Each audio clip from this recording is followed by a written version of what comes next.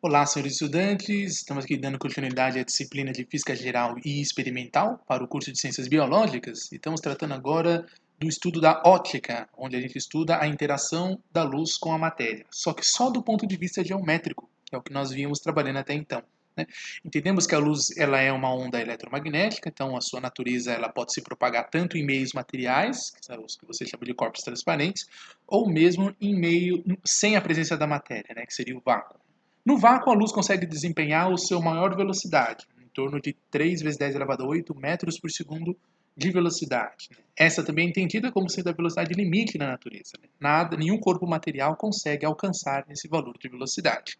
Pode se aproximar bem, né, 99,999%, mas sem alcançar de fato esse valor não, porque aí tem restrições pelo fato de que corpos em movimento, na verdade, também apresentam aumento no valor da sua massa. Então, esse é um fenômeno que a gente diz que é um fenômeno relativístico, que a gente não aborda aqui, mas é só para explicar o motivo, né, de a gente não alcançar. Corpos massivos, né, corpos que são feitos por átomos, não conseguem alcançar essa velocidade.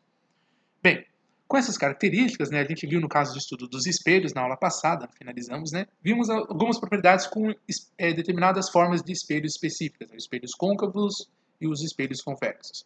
Lá a gente definiu, por exemplo, que existe o centro de curvatura do espelho, quando você está falando de espelhos esféricos, no nosso exemplo. Metade do centro de curvatura corresponde ao foco, que é uma região onde todos os raios de luz que são refletidos pela superfície do espelho, eles cruzam esse local, essa região, para depois você ver se ele passa por essa região, né? Então, esse é um evento com os raios que se incidem paralelamente ao espelho, né? Todo raio que incide paralelo ao eixo de simetria do espelho reflete passando pelo foco, né?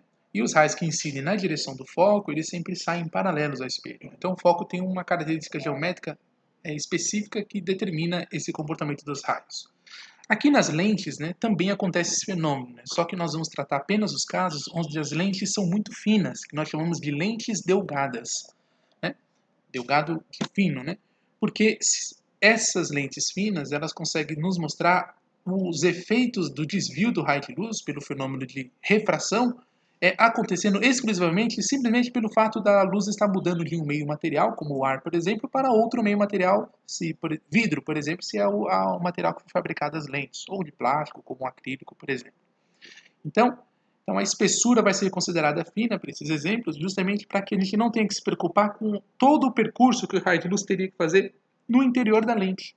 Que ali ela poderia estar sofrendo diversos outros efeitos, fenômenos, de modo que na hora que a luz saísse pelo outro lado da lente, talvez o desvio a gente não consiga calcular esse desvio comparado com o raio incidente e depois o raio que vai sendo refratado. Então, para isso, nós consideramos o estudo de lentes delgadas. Bem, aqui nós temos algumas formas geométricas, as mais comuns, para representar esses efeitos das lentes delgadas, né? Essa que é a chamada lente que tem a concavidade para fora, que é a chamada lente convexa. No caso aqui é uma lente biconvexa, como as lupas, por exemplo, que a gente utiliza. A, a lente ocular dos microscópios também fazem uso desse tipo de lente. Temos essa daqui, que é a plano, no caso, convexas côncavas, né? Que nós temos aqui. No caso, essa daqui é plano convexa, né? Esse tipo de lente. Essa daqui é convexa côncava, porque aqui é convexo e aqui dentro é côncava. E temos essas lentes que são biconvexas, bicôncavas. Esse tipo de lente era muito comum para você reduzir o tamanho de imagens, né? Elas mostram uma imagem reduzida, que como ela diverge os raios de luz, elas conseguem deixar a imagem pequenininha. Então, ela cabia, por exemplo, naquele obturador das câmeras de fotografias mais antigas. Então, porque você pega uma imagem e reduz para que a pessoa que fosse fotografar, né, ela conseguisse fazer um enquadramento da imagem, né, ali naquele local. Então, essas lentes têm essa capacidade. Essa aqui é a lente plano côncava. Essa daqui é a lente convexa côncava, né? A gente tem aqui no caso com esses efeitos e essas propriedades. Bem, o efeito básico que acontece nas lentes, né, assim como todo material transparente, ele tem a capacidade de desviar a direção do raio de luz que está atravessando por ele. E no caso, esse desvio dos raios de luz sofre, na verdade, aqui, ó, um desvio, por exemplo, onde eu estou apontando com o mouse do raio de luz, quando você tem um ponto do objeto a uma certa distância, a gente pode representar, então, a fonte luminosa, no caso um objeto que está refletindo a luz também, saindo os raios deles se propagando das maneiras diversas aqui. O que você observa? Esses raios de luz estão se espalhando aqui, atendendo o fato de ser uma fonte pontual de luz. E aí, ao alcançar o espelho, cada raio de luz vai sofrendo um desvio. Também ele desvia, se aproximando da direção normal, né? A cada ponto aqui, teremos que traçar uma tangente, né? Uma reta tangente em cada ponto, para que depois pegar a perpendicular da tangente para representar a direção normal em cada ponto da lente.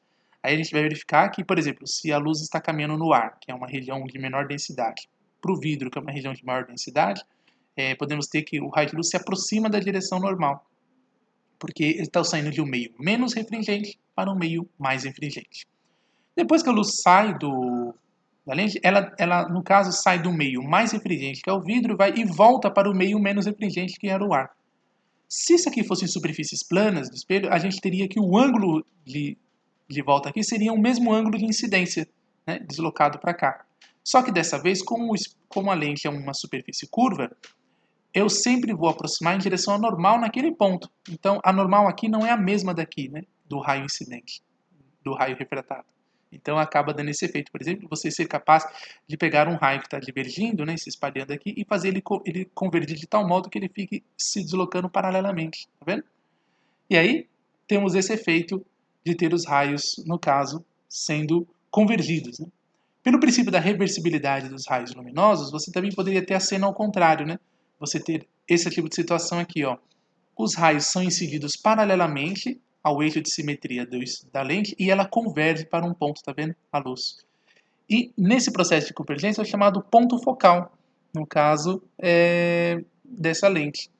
E aí, esse ponto focal também é obtido geometricamente. Se você pega, tá vendo essa curvatura do lado esquerdo aqui, que eu estou indicando com o mouse? Se você continuar, se isso aqui for esférico e você continuar desenhando a circunferência, você vai fazer ela, dar essa volta aqui, e depois retornar para cá e fechar a figura. Aí você pode localizar o centro de curvatura dessa esfera, né, que você vai desenhar.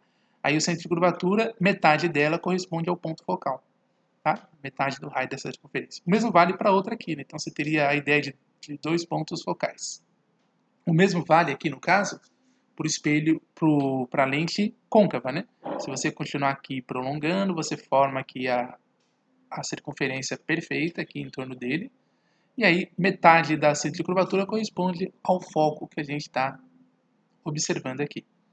Então, esses são alguns dos aspectos ligados às lentes, as lentes convexas, elas têm o efeito de convergir os raios de luz, tá vendo?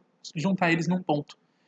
As lentes convexas, como essa daqui, no caso biconvexa, ela tem, devido à direção normal, está sempre afastando, né, em relação ao ponto, e o raio de luz está saindo de um meio mais refringente para um meio menos refringente, ele tende a se afastar cada vez mais da direção normal. Então, o efeito das lentes convexas é de fazer a divergência dos raios de luz, tá vendo? Um raio de luz que sai paralelo, tá vendo? Ele é divergido, tá vendo? Ele se espalha em relação ao eixo de simetria que a gente tem ali, o eixo central. No caso, para um foco que você tem aqui, determinado, a gente tem lá o efeito do foco como um foco de posições de imagens de lentes que estão sempre associadas às mesmas distâncias, que a gente pode mapear se a gente pensar no caso dos espelhos.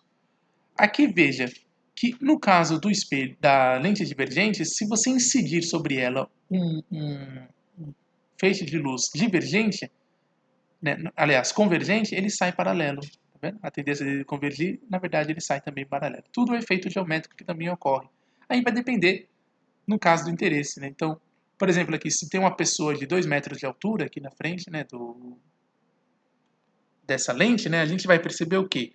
Que, devido a essa pessoa estar nessa direção, então aqui, por exemplo, o raio que sai da cabeça da pessoa estaria convergindo para cá, né, no caso. E aí esse raio incide sobre a superfície aqui no caso, né? Imagina, aqui seria os pés, o raio dos pés que vem alcançar a lente é menor do que a pessoa, então, para que todos os raios de luz caibam, né, aqui dentro da lente, e a lente faz esse raio ficar paralelo aqui, a imagem fica perfeita da pessoa num tamanho miniaturizado, né? Então essa é a ideia do efeito das lentes, tanto côncavas quanto convexas. Então, no caso de uma lente que seja delgada, né, esses efeitos atendem a essas propriedades de uma maneira geral, tá vendo? Aqui você tem o centro de curvatura da lente, tá? E no caso eu pego essa curvatura daqui da direita, tá vendo? Faço a circunferência grandona aqui, que ela não chega a caber aqui na imagem. A metade do centro de curvatura vai ser o foco. O mesmo vale do outro lado.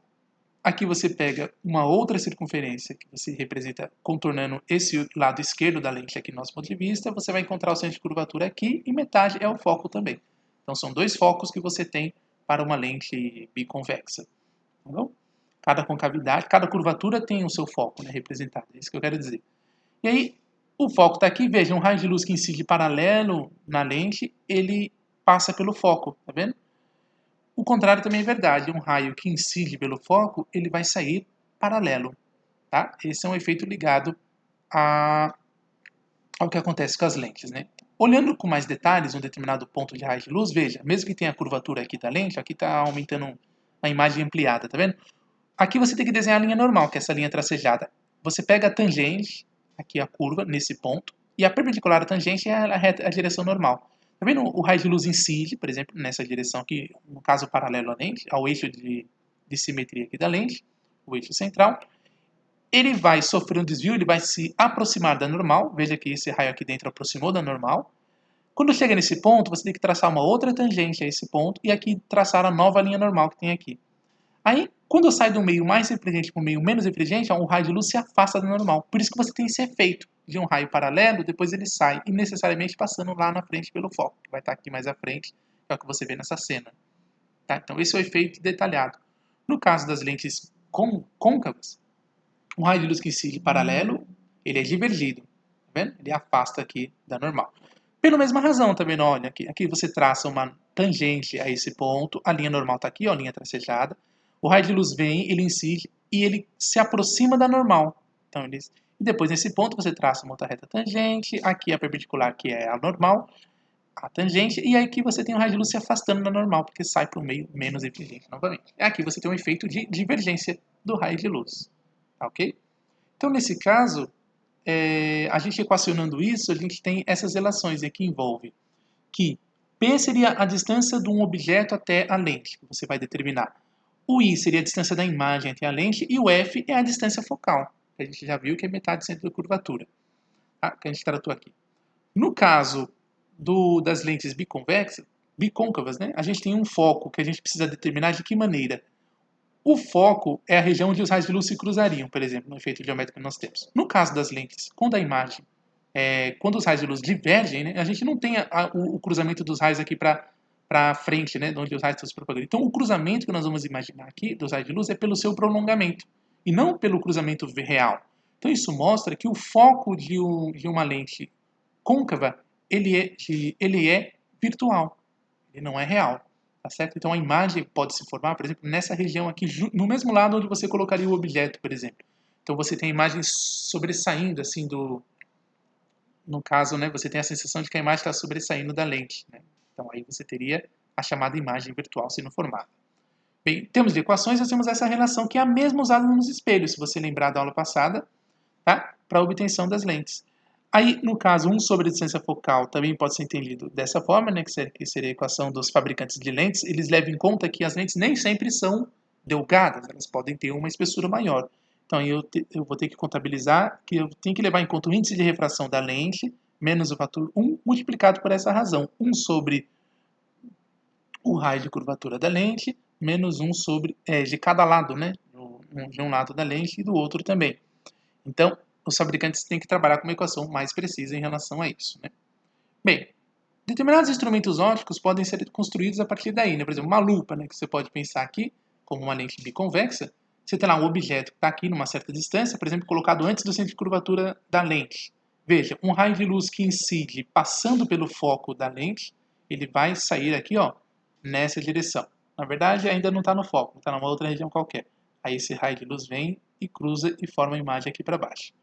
Temos também esse raio que incide aqui, nessa direção, e sai passando pelo centro de curvatura. Esses são dois exemplos de raios que você pode ter, que cruzando formam a imagem aqui onde eles cruzam.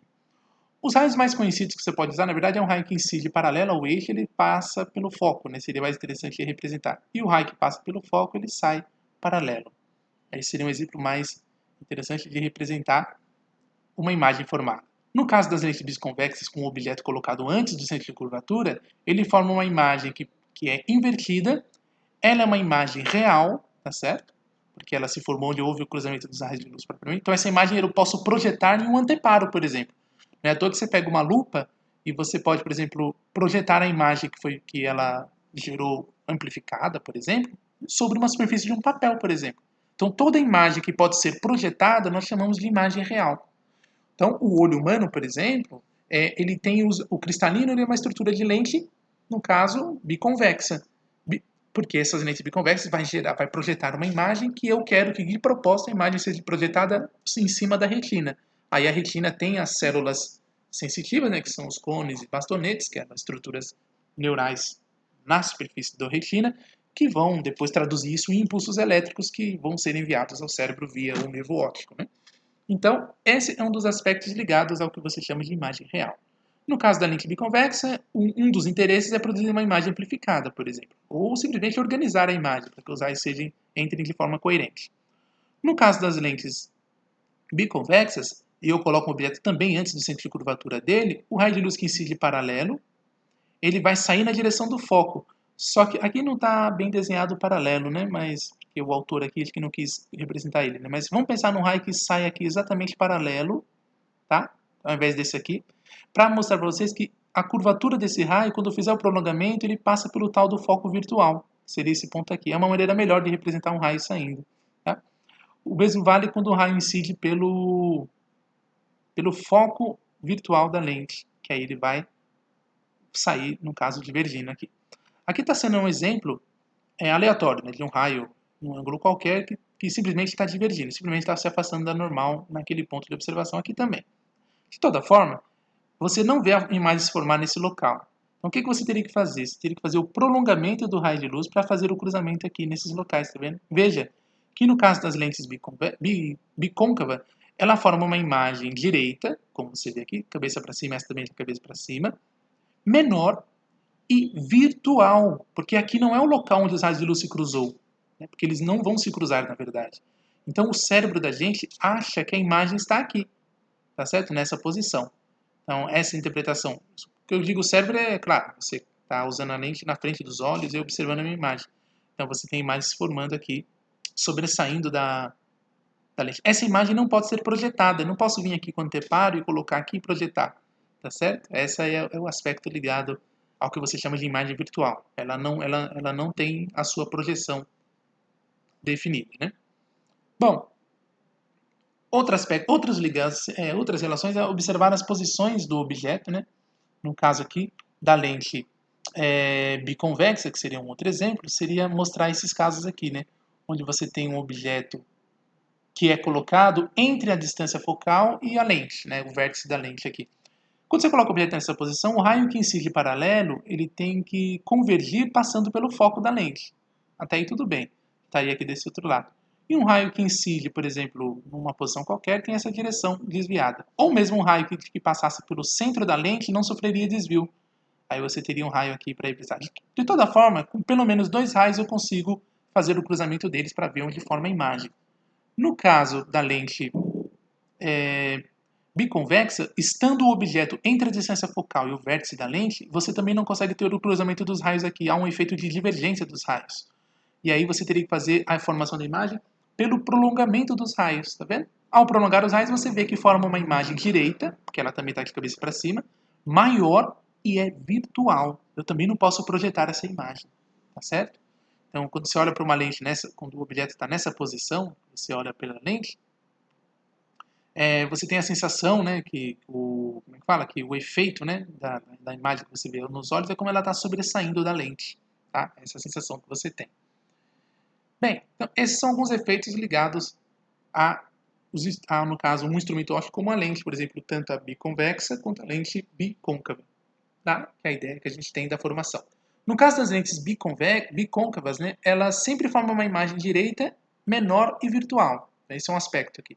No caso das lentes convexas, depende da posição em que você se encontra. Estando o objeto antes do centro de curvatura, a imagem se torna...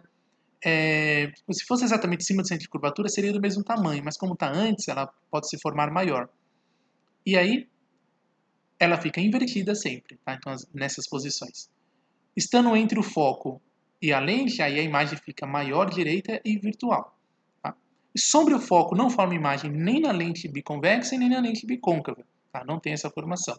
Se o objeto é colocado entre o centro de curvatura e o distância focal, a imagem ela fica simplesmente, muitas vezes pode ficar menor ou maior, vai depender da distância que você está observando. Tá bom? Tem que traçar os raios mesmo para ver como é que é esse comportamento.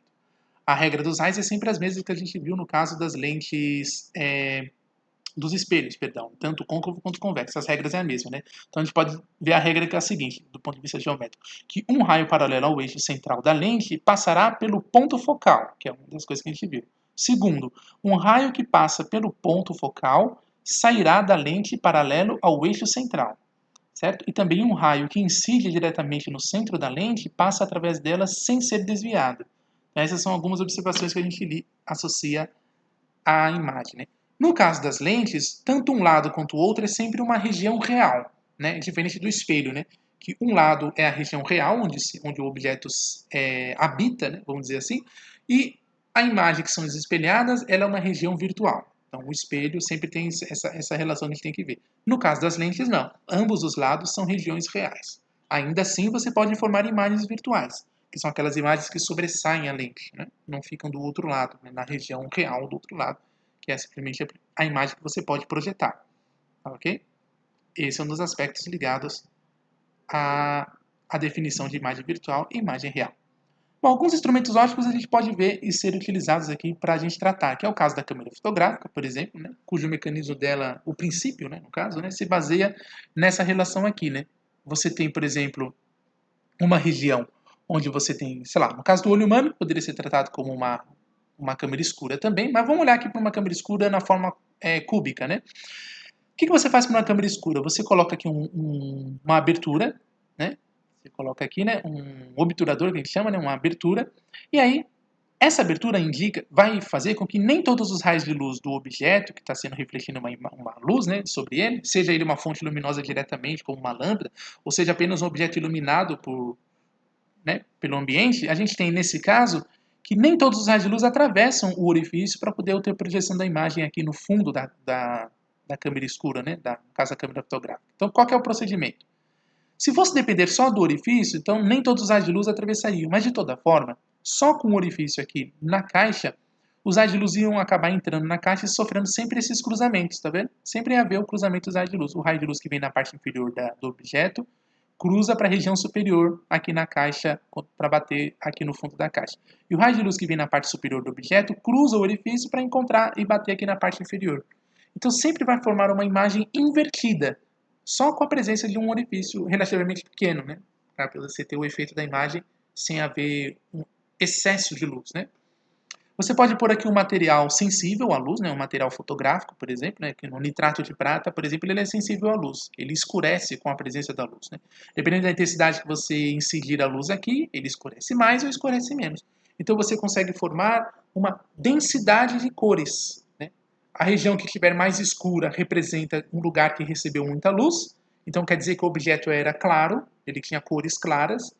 E a região do filme que ficar clara significa que recebeu pouca luz, porque ele não enegreceu, ele não escureceu pela presença da luz.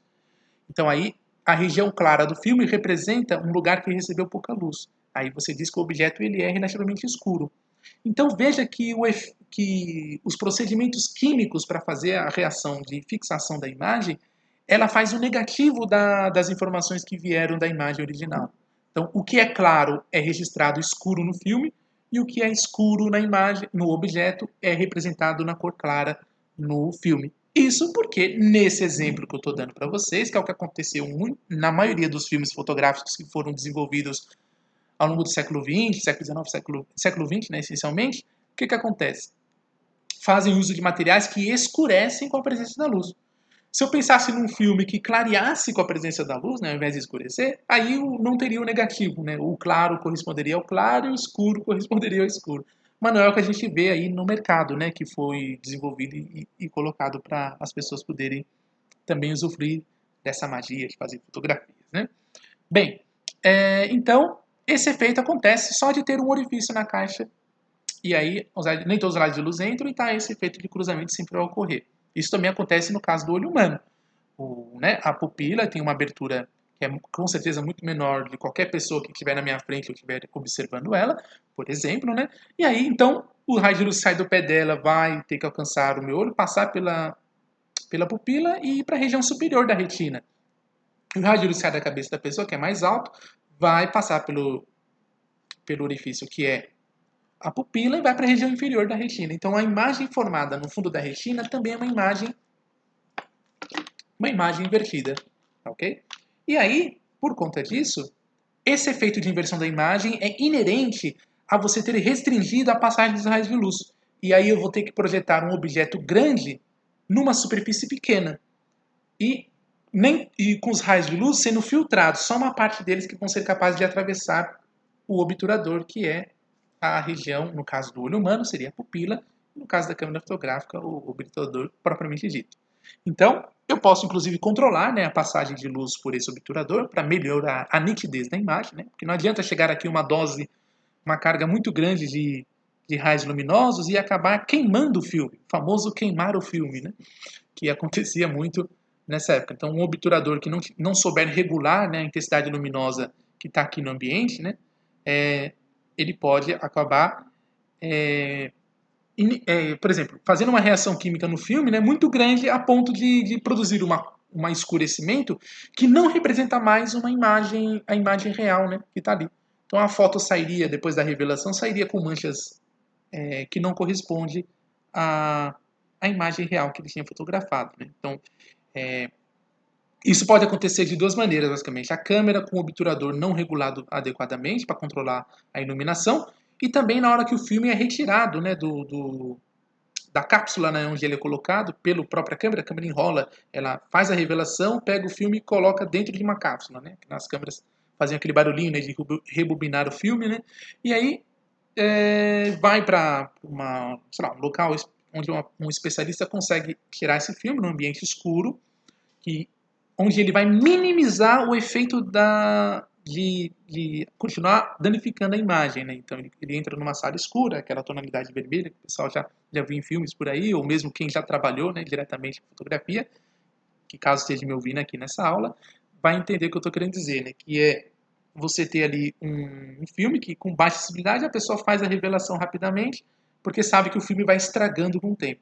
Só que no caso depois ele pega esse filme e ele mergulha, né, numa substância que eu não lembro qual que é, mas ela vai tirar o excesso dos nitratos de prata que não foram sensibilizados pela luz, e ele vai deixar ali impregnado apenas os nitratos que já sofreram a reação, que na verdade deixou de ser nitrato de prata, virou praticamente prata pura. E aí fica impresso, né, a imagem, e aí você pode depois devolver esses filmes para a pessoa, e aí ela pode constatar que de fato a região escura vista no filme, na hora que ela olha para a fotografia, é a região clara, e o claro é escuro, vice-versa, tá bom? Então tem esse efeito. Beleza, o que eu quero dizer com isso? Então esse é o princípio da câmera escura, ter um orifício. Agora, para uma câmera fotográfica ficar ainda melhor, uma câmera escura mais sofisticada, você vem e coloca uma lente aqui no obturador, antes do obturador, né? Você coloca uma lente, por exemplo, convergente, que consegue organizar ainda melhor os raios de luz. E aí, nesse caso, você tem uma imagem ainda melhor sendo formada aqui e com mais controle, né? Para que não fique dependendo apenas da iluminação do ambiente e o tamanho do orifício da câmera escura. Tá? No caso do olho humano, o princípio seria o mesmo, basicamente. O olho humano, por exemplo, tem um mecanismo de abrir e fechar o chamado obturador, que nós chamamos de pupila, no caso do olho, né? Ele controla a iluminação, menos e mais luz. Então, em um ambiente mais claro, a gente procura fechar a pupila. Esse mecanismo o corpo faz de forma involuntária. E aí melhora a nitidez da imagem formada aqui na retina. Tem um excesso de luz, aí a retina vai produzir tanto impulso elétrico aqui na retina que ela vai mandar uma informação para o cérebro confusa. Então não adianta, tem que ser menos. E no caso tem uma lente aqui, biconvexa, que é o cristalino, que vai... no caso tem a córnea, né, que também é uma estrutura aqui na frente, e também tem o cristalino. Então a córnea funciona como uma espécie de janela, né? Porque ela meio que direciona, né, os raios de luz para onde eles vão. E no caso, o cristalino é quem é a lente propriamente dito, que converte os raios de luz aqui sobre a retina, e aí você tem a formação da imagem. Tá ok? E aí, nesse caso, nós temos o exemplo da câmera escura comparado com o olho humano, né? Claro que o olho humano é muito mais sofisticado em termos do que há milhões de anos a evolução das espécies pôde desenvolver. Tá. Bom, então dou um exemplo de um instrumento biológico, né, de captação de luz, e um instrumento artificial, né. Bem, temos também as chamadas lupas, que eu já havia dado exemplo para vocês ali anteriormente, né, que são as lentes de aumento que a gente costuma utilizar, onde a gente costuma, para ter amplificação na imagem, a gente sempre procura colocar a posição do objeto que vai formar a imagem, no caso, entre a região focal, a gente fica regulando, né, mudando a posição da lente aí para ficar a imagem grande, menor e coisas desse tipo. Ou ainda que posso projetar essa imagem em outra região. Bem, com isso, né, a gente tem ali o exemplo também, agora, uns instrumentos que fazem combinações de lentes. Né? Ali demos os exemplos de uma lente só, né? Tanto o olho humano quanto a câmera escura, colocando a lente, que no caso é a máquina fotográfica, ou mesmo a lupa. Agora você pode combinar as lentes, né, como no caso do microscópio óptico, né, que é esse tipo de procedimento aqui. Aqui estaria, por exemplo, uma pessoa que está observando, né, alguma coisa. Essa lente biconvexa que é colocada aqui, próxima ao olho, nós chamamos de ocular. Né? Tem a ver com o fato dessa lente a pessoa observar por aqui. E a lente que é colocada mais à frente, aqui nessa localidade, por exemplo, né, é a chamada lente, no caso aqui, do objeto, né, ligado à observação do objeto, que vai ser formado uma imagem propriamente dita, tá bom? Então, essa é a ideia aqui de ver a formação dessa imagem, né? Então essa aqui é a chamada objetiva, que é onde você está, qual é o objeto que você quer observar, né? Bem, aqui por exemplo ele imaginou, não sei, isso aqui é um lápis, né? Por exemplo, ele está aqui um lápis de um certo tamanho, que é resultado, tá vendo? Dessa efeito dessa lente aqui, é onde você tem aqui o objeto propriamente dito, que aqui é um lápis pequenininho. O que acontece? Os raios de luz que são refletidos pelo lápis vão incidir paralelo aqui na lente, por exemplo, em relação ao eixo de simetria, os raios que vão passar pelo foco. Os que vêm paralelos são convergidos para o foco aqui do outro lado. E os raios que vêm passando pelo foco, eles saem paralelos. Não chegou a desenhar aqui esses, né? Apenas esses dois. O que acontece com esse tipo de comportamento? O raio de luz vai se cruzar nessa localidade aqui, tá vendo?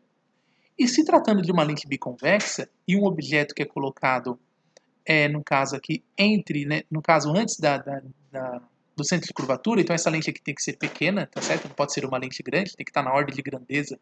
Claro, não do tamanho do objeto, que o microscópio vai aumentar muitas vezes, mas ela tem que ser menor do que a ocular. Tá? Aí nesse caso ela forma uma imagem aqui onde os raios de luz se cruzam mesmo. Ela fica invertida, tudo bem. Ela fica aqui já um pouquinho maior, mas ela é uma imagem real. Então ela é uma imagem projetável. O que quer dizer isso? Quer dizer que daqui para frente do lado esquerdo, os raios de luz podem continuar caminhando, na verdade. Eles se cruzam para formar essa imagem, mas eles continuam a sua viagem. Porque se isso daqui não for um anteparo, o raio de luz não vai parar aqui. Ele, na verdade, vai continuar para frente. Então, só que olha que interessante, do ponto de vista da lente ocular, que também é uma lente biconvexa, bem como a outra, ela entende que essa imagem é como se fosse o próprio objeto, que já foi ampliado, no caso, um pouquinho. Entendeu? Esse é o ponto de vista dessa lente, ela entende que isso daqui é como se fosse o objeto físico real, porque é onde os raios de luz estão cruzados mesmo. Essa ideia de imagem real tem a ver com isso, uma imagem que se projeta. E aí, esses raios de luz que passam pelo foco da lente vão sair paralelo, os raios que incidem paralelos vão sair pelo foco do outro lado e alcançam, por exemplo, o olho da pessoa que está observando. E aqui acontece uma segunda amplificação. Só que dessa vez, de propósito, né, de forma intencional, a posição das lentes é tal que faz com que a imagem formada pela lente objetiva, que está aqui perto, sempre fica com a imagem antes do foco. Tá certo? Sempre assim. Por quê? Se a imagem ficar, no caso aqui, antes do foco, nesse caso dessa lente, ele vai produzir uma imagem maior, invertida, desculpa, maior direita, só que bem maior, tá certo? E ela é uma imagem virtual, tá certo? Ou uma imagem formada aqui por esses raios de luz, né? E aí, ela vai ser vista, a pessoa vai ter a sensação de que a imagem está se sobressaindo da lente, tá vendo? E justamente no mesmo lugar onde está o objeto, que é basicamente isso. Então, se aqui tiver uma lâmina segurando o lápis aqui preso, com aquelas lâminas que tem nos microscópios, a imagem se forma aqui do ladinho dela, né? Uma imagem virtual, só que muito maior, que é a sensação que o olho vai ter. Aí o observador pode enxergar os detalhes do objeto verdadeiro, né? Então esse é o mecanismo do microscópio, né? Qual é o funcionamento dele. Os telescópios feitos com espelhos refletores também fazem uso de microscópios para depois amplificar a imagem.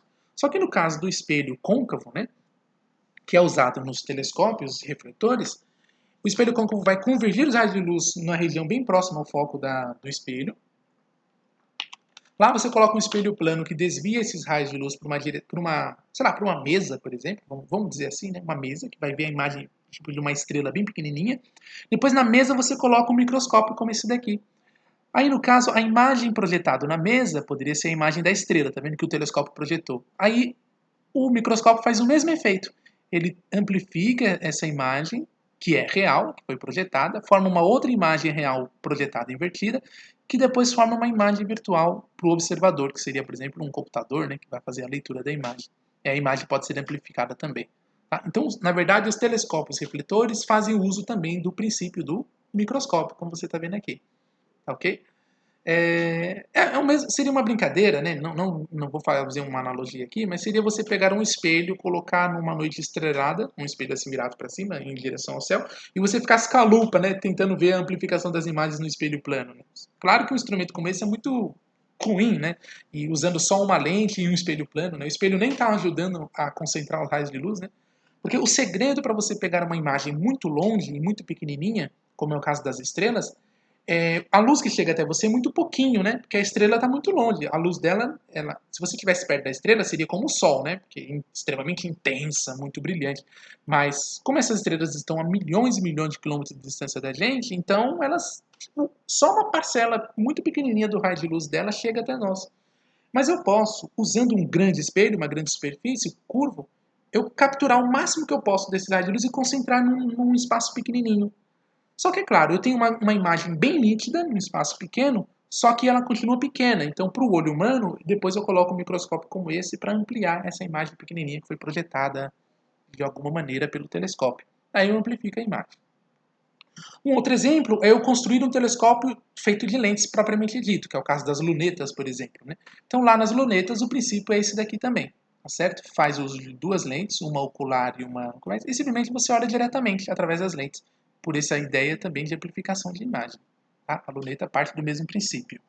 Tá bom? Então a gente pode dizer que o aumento total, no caso de um microscópio composto, ele é dado pelo produto, no caso do aumento linear transversal, né, que a gente pode chamar aqui de A, de um objeto pelo aumento angular, θ da ocular. Né? Então, quanto maior for o ângulo da ocular, maior a imagem, maior a magnitude que a imagem vai ter. Tá? Essa é uma ideia que a gente tem aqui. Né? Então, a ocular é essa daqui. Quanto maior ela for, melhor para formar. Porque aí a abertura, né, o ângulo aqui seria cada vez melhor.